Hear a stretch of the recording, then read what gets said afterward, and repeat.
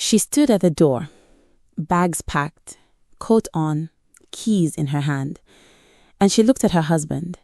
This man she had married, this man she had cooked for, cried for, prayed for, endured for. And she said 7 words that stopped the entire room cold. Go and marry your mother. I'm done. No screaming, no drama, no tears. Just 7 words, a bag, and the sound of the door closing behind her. Now here is what I need you to understand before we go any further. This woman, Somto, did not leave because she was weak. She did not leave because she was difficult. She did not leave because she didn't love her husband. She left because she had been invisible in her own home for so long that she had forgotten what it felt like to be seen. And her husband? He watched her walk out. He stood right there, 2 feet from the door, and he did not move, did not call her name, did not take one single step forward, because somewhere between childhood and adulthood, between love and loyalty, between a mother's sacrifice and a wife's dignity, Tobena Okafor had lost the ability to do one simple thing: say no to his mother. And that one inability, it cost him everything. But here is where the story gets really interesting. Because the woman who picked Somto as a wife in the first place was the same woman who made her life a living nightmare. Stay with me, because this story, you will not see the ending coming. To understand Tobena, you have to understand Nkechi. And to understand Nkechi, you have to go back to the day she buried her husband. Chukwudi Okafor died on a Tuesday, quietly, the way good men sometimes do, without warning, without drama, without enough time to say everything that needed to be said. He left behind a small plot of land, a modest savings account, and a 5-year-old boy who had his exact eyes. At the graveside, everyone wept.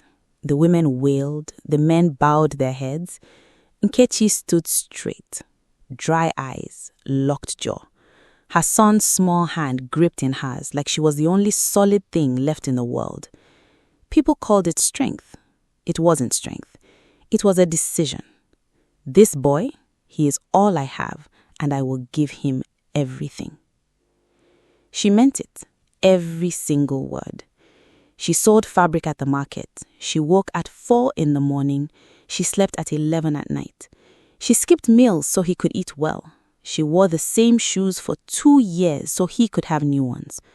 When the other boys laughed at Tobena's uniform, she stayed up all night to wash and press it until it looked brand new. She did not complain, not once. When Tobena got into university, the first in their entire family, Nkechi screamed so loud the neighbors came running, thinking someone had died. Something had been born, actually.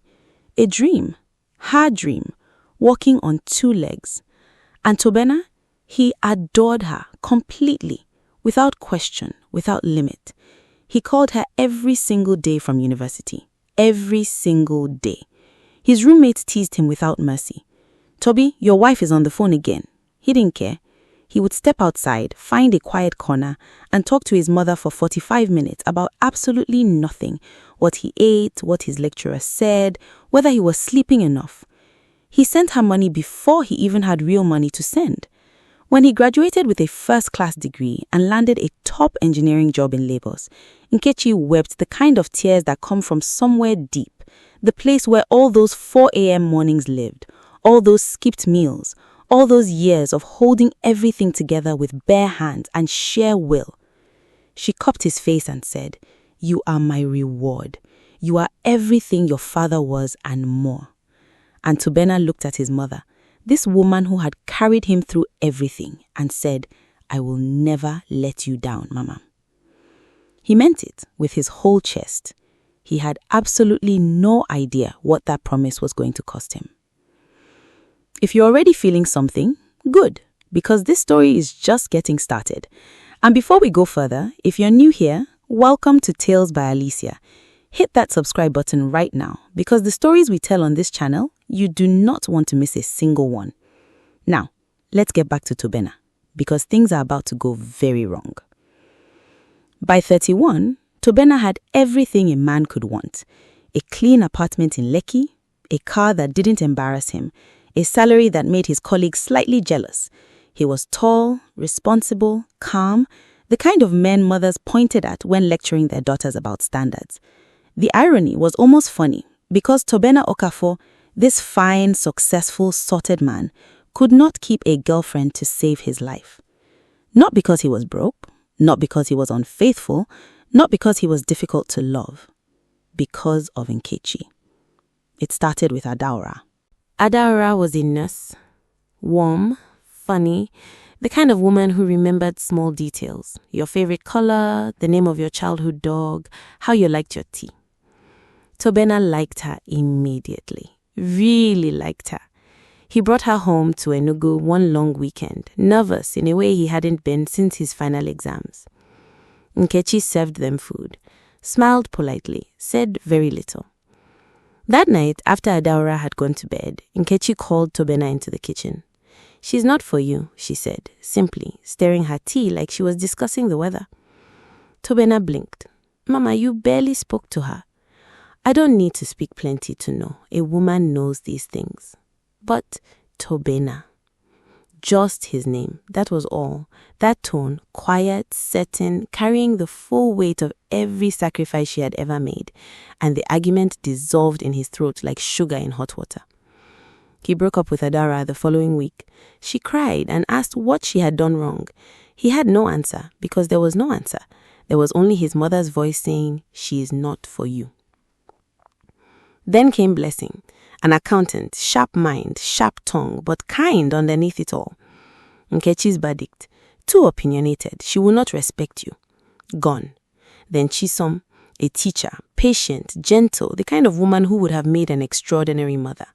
Nkechi's verdict, her family is not our kind of people. Gone. Then Ifi, then Ngozi, then a girl whose name Tobena could barely remember now because she lasted exactly one phone call with Nkechi before being declared too worldly. Gone, gone, gone. His friends stopped asking about his love life. His colleagues stopped teasing.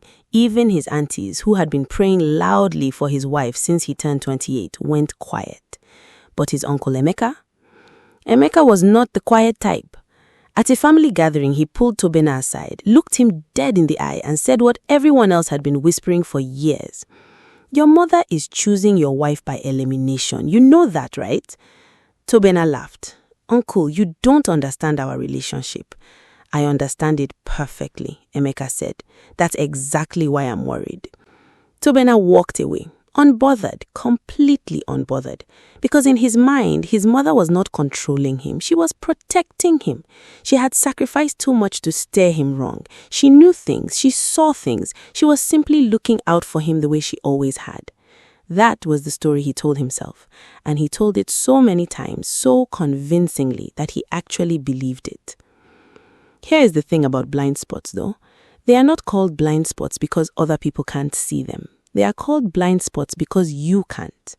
Everyone around Tobena could see exactly what was happening. His friends saw it, his uncle saw it, the women who left saw it. Tobena saw a devoted son honoring his mother. And Nkechi saw a son who would never leave her, never choose someone else, never make her feel the way she felt standing at that graveside, alone, holding a small hand, making promises to a dead man. She was not a wicked woman. She was a lonely one. But loneliness, when it goes unchecked, when it wraps itself around another person and calls it love, loneliness can do damage that wickedness only wishes it could. And the damage was coming. It had a name. It wore a wedding dress. Her name was Somto. Nkechi found her the way she found everything she wanted, through determination, church connections, and a network of women who knew everybody's business and were not shy about sharing it. Somto was 27, daughter of a deacon, trained pharmacist, quiet in the way Nkechi approved of, not timid, but measured. She spoke when she had something to say. She listened more than she talked. She had been raised well, and it showed. Most importantly, she came with references. "I have found your wife," Nkechi announced on a Tuesday evening phone call, the same casual energy she used in announcing a good price on tomatoes at the market. Tobena was quiet for a moment.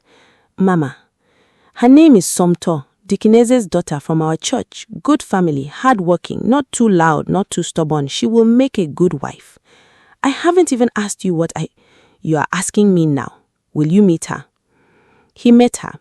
And here's the part nobody expected. Tobena actually liked her, genuinely, properly liked her, not because his mother told him to, not out of obligation or exhaustion from years of failed relationships. Somto was lovely in the way of still water, quiet on the surface, but deep when you looked closer. She had a dry sense of humor that appeared without warning, like finding a light switch in a dark room. She was thoughtful, she was real. For the first time in years, Tobena brought a woman home and felt no dread about what his mother would say, because his mother had already said yes. The wedding was everything Nkechi had dreamed of. She sat front row in gold asoke, crying the beautiful tears of a woman who had finally arrived at the destination she had been walking toward for 27 years. She greeted every guest, she danced, she glowed. Everyone noticed. She picked the wife herself, people whispered, so at least we know she likes the girl. Everything will be smooth from here. The pastor prayed, the family ate, the couple danced. And Nkechi watched her son with his new wife and smiled the smile of a woman who had won. What nobody understood, not the guests, not the family, not even Somto, was what winning meant to Nkechi. It did not mean I am happy for my son. It meant I am still first. It meant I chose her, which means I control this. It meant nothing in my son's life happens without me. Somto walked into that marriage thinking she had a mother-in-law who approved of her. She had no idea. She had just walked into a house where the rules had already been written and her name was no way near the top. The guests went home, the decorations came down, the congratulations faded, and 1 month later, Nkechi picked up her phone and made a call that would change everything. "I'm coming to stay with you for a while." That was it. No asking. No, is this a good time? No, would you and Somto be comfortable with that? Just, I'm coming. Tobina, standing in the kitchen while Somto cooked their Sunday rice, said, "Of course, Mama. When?" "Friday." Somto heard every word. She kept her face very still and stirred the pot. Friday came. Nkechi arrived with 2 large suitcases, a bag of provisions, and the energy of a woman who had not come to visit. She had come to move in. Tobino carried her bags upstairs, showed her the guest room, beautifully furnished, private bathroom, everything she could possibly need. Nkechi looked around, nodded once, and said, "This is fine," the way a landlord inspects the property they already own. By Sunday, she had rearranged the kitchen. Somto came downstairs Monday morning to find her spice rack reorganized, her pots stacked in a completely different order, and her carefully labeled containers moved to shelves she couldn't reach without a stool. "Mama," she said carefully, "I had a system." "This is better," Nkechi said, not looking up from the stove where she was already cooking breakfast. "Sit down, I'll make the food." Somto sat down. She told herself it was fine. The woman had just arrived. She was settling in. She was trying to be helpful. It would pass. It did not pass. By the end of the first week, Nkechi had also rearranged the living room furniture, moved Somto's decorative items from the shelves, they collect dust, and established herself as the first person Tobino spoke to every morning. Not his wife, his mother.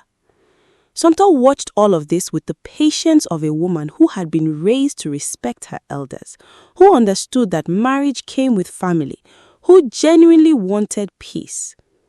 She tried to talk to Tobino. "Your mother rearranged the kitchen." "She's just trying to help, babe. You know how she is." "She moved all my things."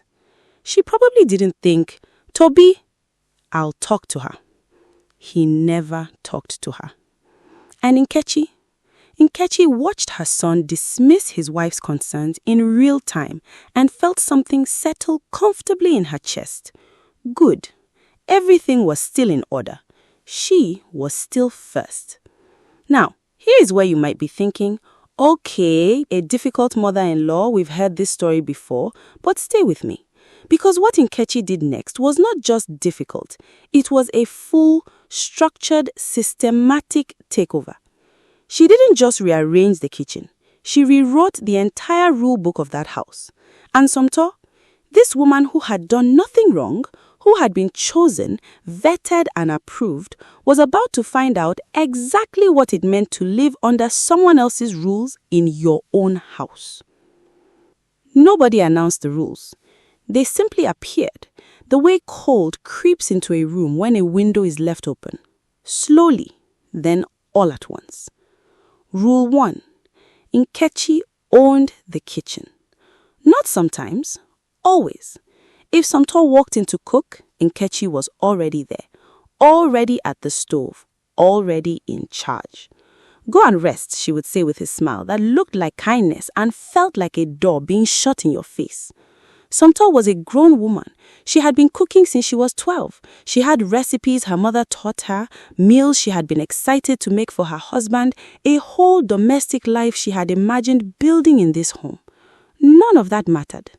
The kitchen belonged to Nkechi now. Rule 2. Somto did not leave the house without a full explanation. Not to the market, not to the pharmacy where she herself worked, not anywhere.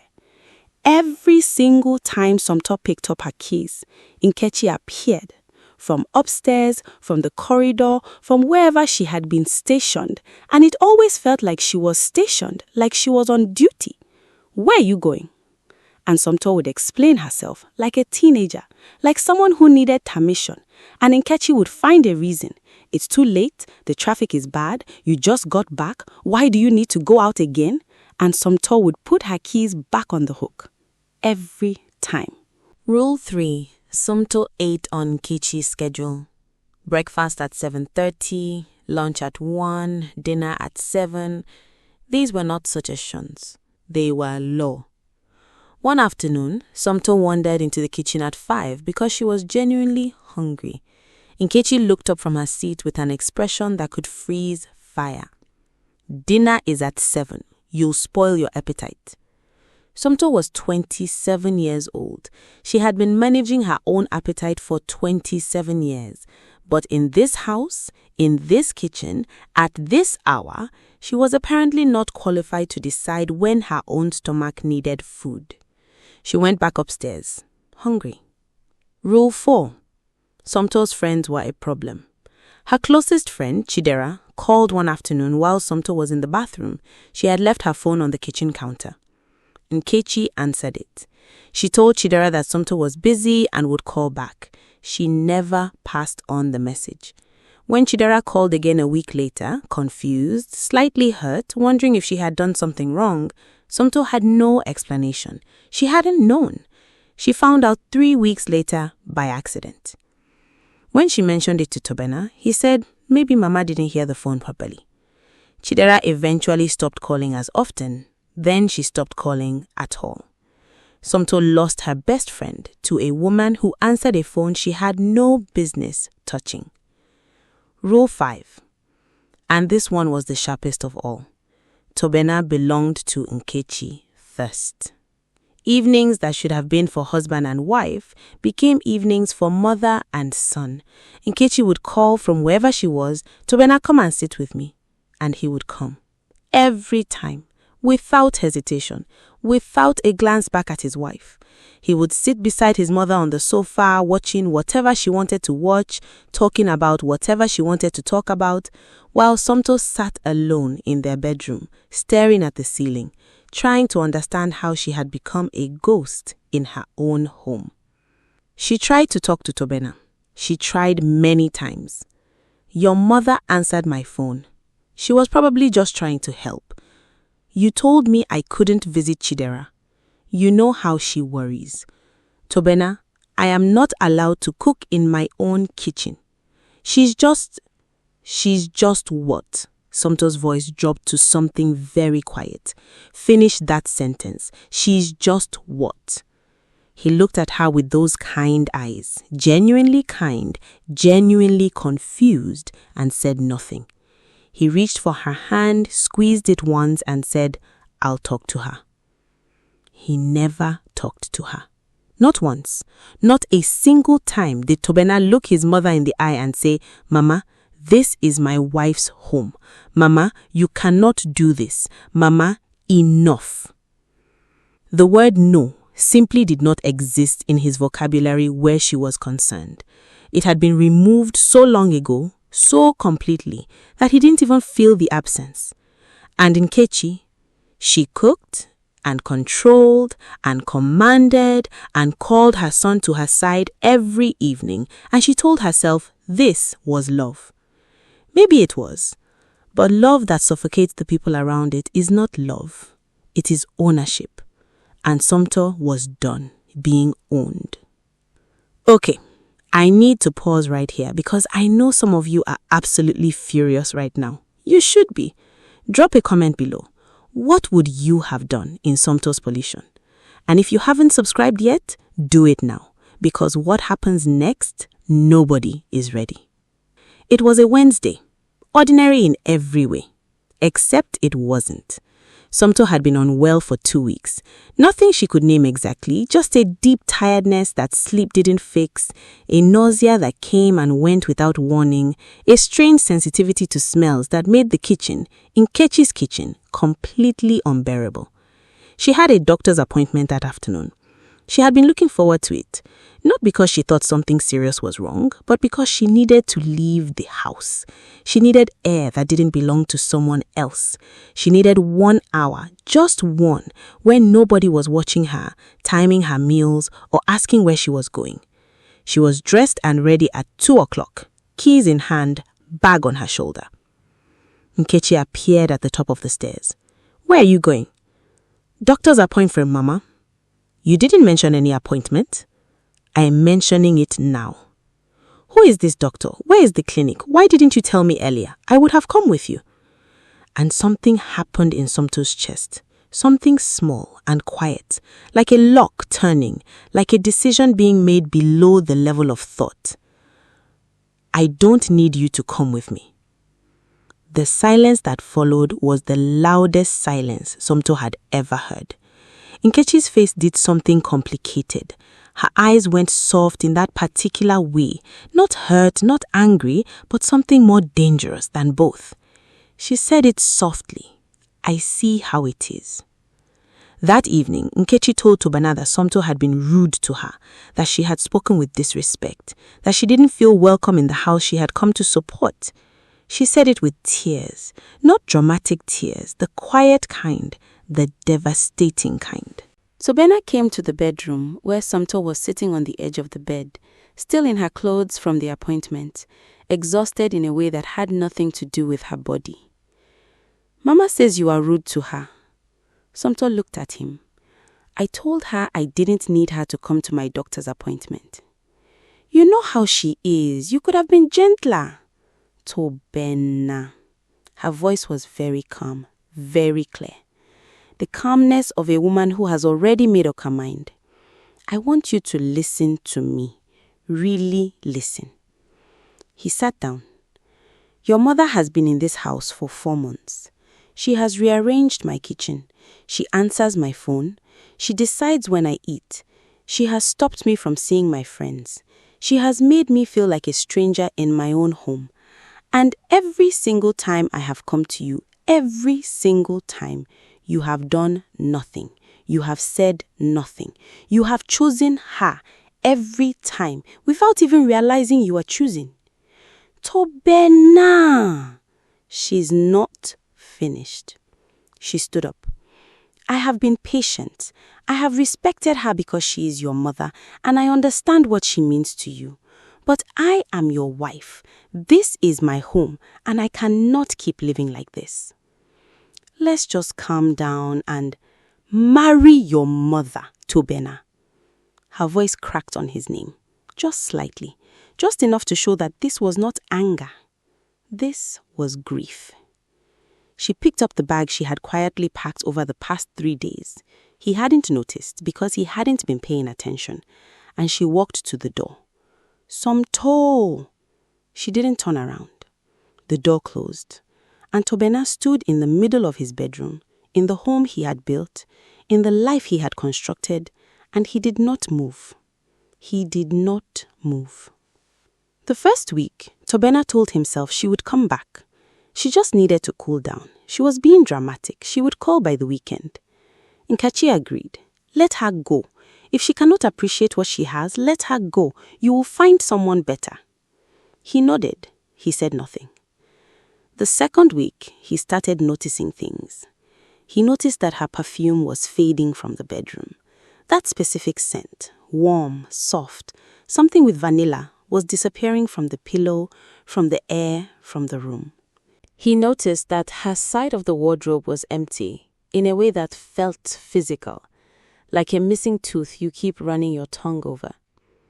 He noticed that her toothbrush was gone.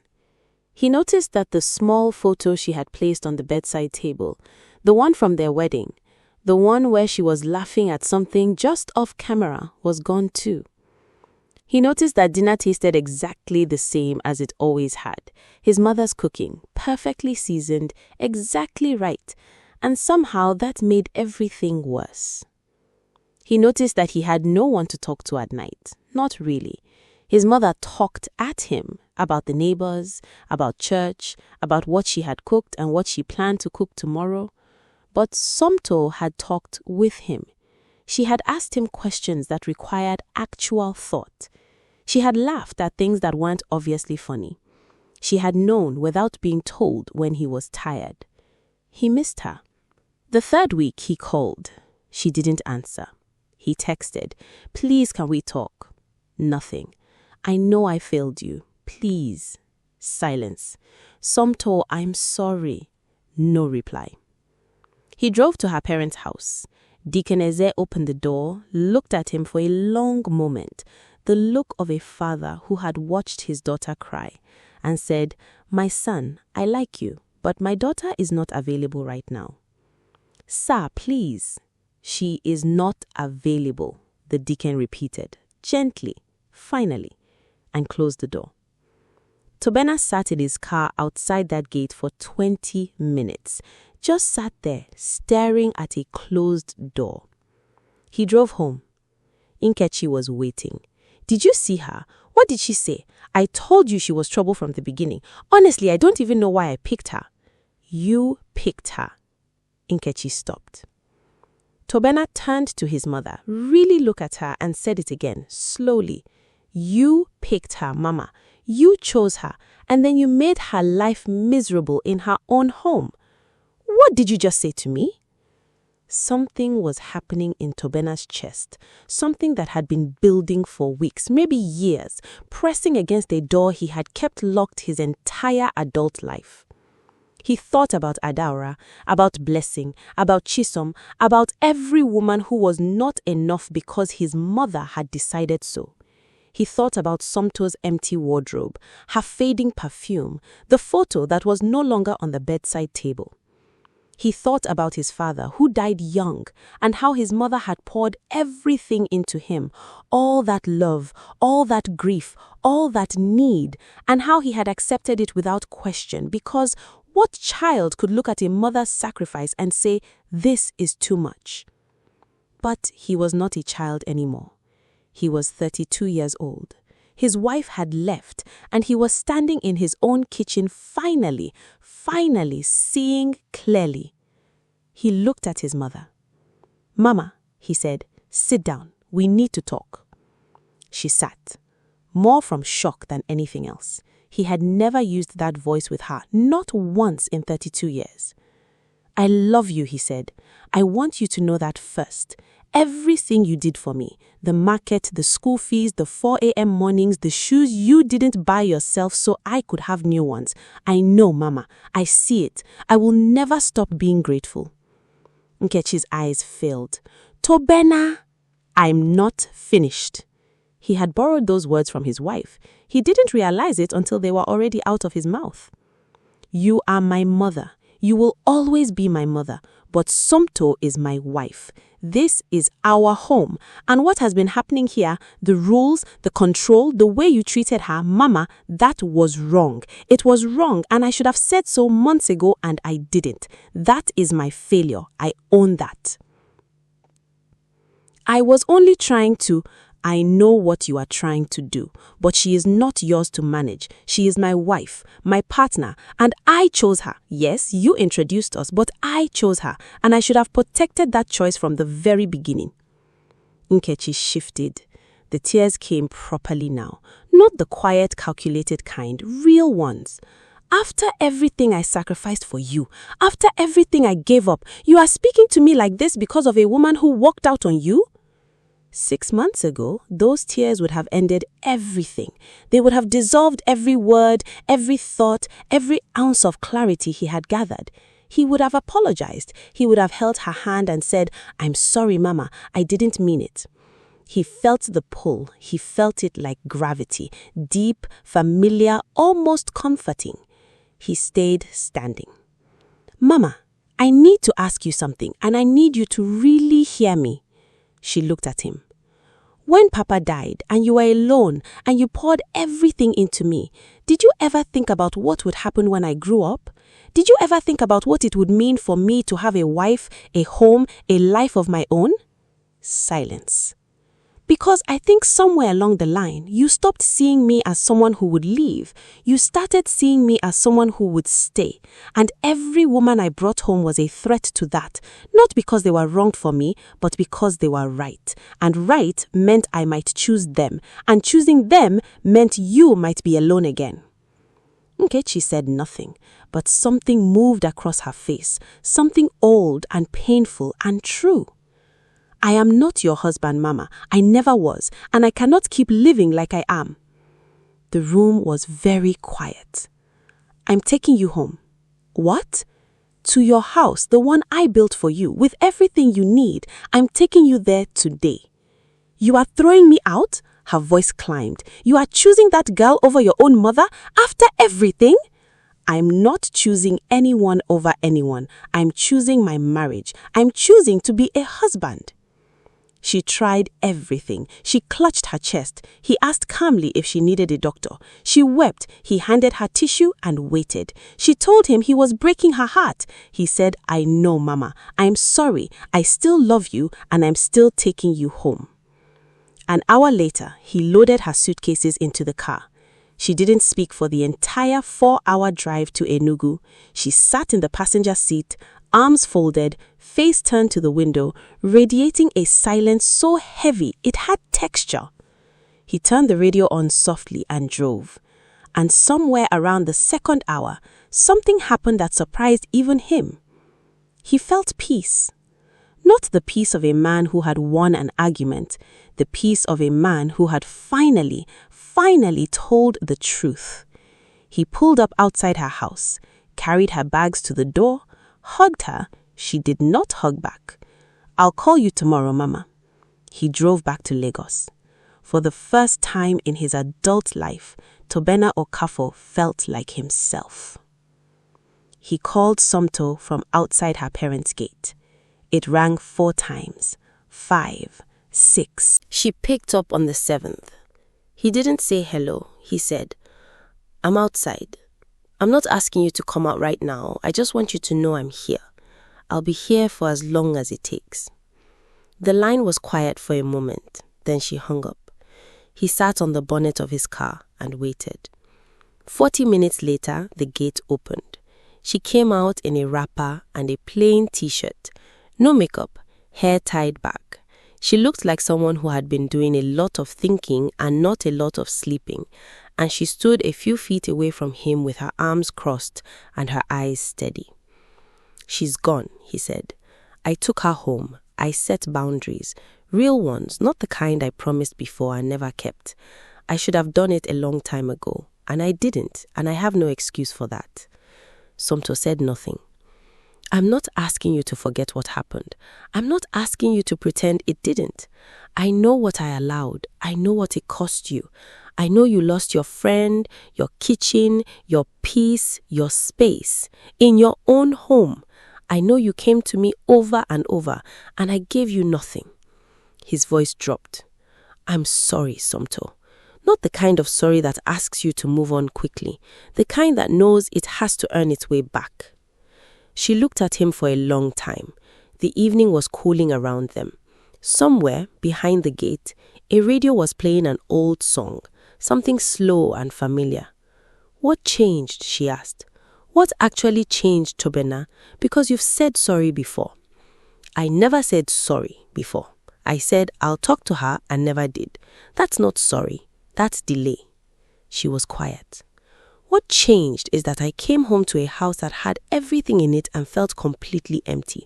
What changed is that I realized I had been so busy being a good son that I had no idea how to be a husband. What changed is that I finally said the things to my mother that I should have said years ago, and I said them because you deserved them to be said, not because I was angry, because you are right." Somto uncrossed her arms just slightly. "I'll think about it," she said. Not a yes, not a no, but something. He nodded. "That's enough. Take all the time you need." He drove home holding something fragile and precious in his chest, and he handled it carefully, the way you handle something you almost lost and have only just understood the value of. 3 weeks later, Somto came home. She came with her bags and her quiet, and that perfume, warm, soft, something with vanilla. And Tobena held her at the door for a long time without saying a word, because some things don't need words, some things just need presence. She was home. That evening, they sat in the kitchen together. Her kitchen, with her spice rack exactly where she had put it, her pots in her order, her labels on her shelves, and she slid a folded piece of paper across the table to him. He looked at her first, then he unfolded it. He read it once, twice. He looked up. "How long?" he whispered. "About 10 weeks, she said. "I didn't know when I left. I found out 3 days after." She had been carrying it alone. Through all the leaving, all the silence, all the waiting, she had been carrying this by herself. Tobena set the paper down flat on the table. He pressed his hand over it. He breathed. Then he got up, came around to her side and knelt down beside her chair, not dramatically, not for show, just a man on his knees next to his wife, finally in the right position. "I'm going to be better," he said, "not just for this." He touched her stomach gently. "For you, because you deserve it, because you always did." Somto looked at him. This man she had married, this man who had failed her and was finding his way back, and she made a decision. Not to forget, not to pretend, but to try. Because some things are worth the trying. And somewhere in Enugu, in a well-furnished house her son had built with his own money and his own love, Nkechi sat alone in her living room. The house was quiet, too quiet. She had the kitchen entirely to herself. She could rearrange anything she wanted. She could eat at whatever time she chose. She could answer her own phone and nobody else's. She had everything she had always wanted, and it felt like nothing. She picked up her phone, put it down, picked it up again. She typed, "How are you, my son?" She stared at it for a long time before she sent it. His reply came quickly. "We are fine, Mama. All 3 of us." She read it 3 times. All 3 of us. And slowly, not with joy, not yet, but with something that might become joy if she let it, Nkechi smiled. Not the smile of a woman who had won, the smile of a woman who was perhaps beginning to understand what she had nearly destroyed and what she had been given, despite everything, the chance to still be part of. That is the story of Tobena and Nkechi and Somto. And the lesson is not complicated. A mother's love is one of the most powerful forces on this earth. But love, real love, knows when to hold on and when to let go. A son can honor his mother and still protect his wife. A man can be grateful for his past and still choose his future. These things are not opposites. And a woman who has been invisible long enough will eventually walk out the door. The wise man makes sure she never has to. And that is a wrap on today's story. And I have to ask, were you Team Somto from the beginning, or did Tobena redeem himself for you at the end? Drop your answer in the comments. I read every single one. If this story moved you, share it with someone who needs to hear it today. And if you are not yet subscribed to Tales by ALYSIA, what are you waiting for? Hit that button right now. New stories drop every week, and trust me, you do not want to miss what is coming next. Until then, stay wise, stay kind, and I will see you in the next one.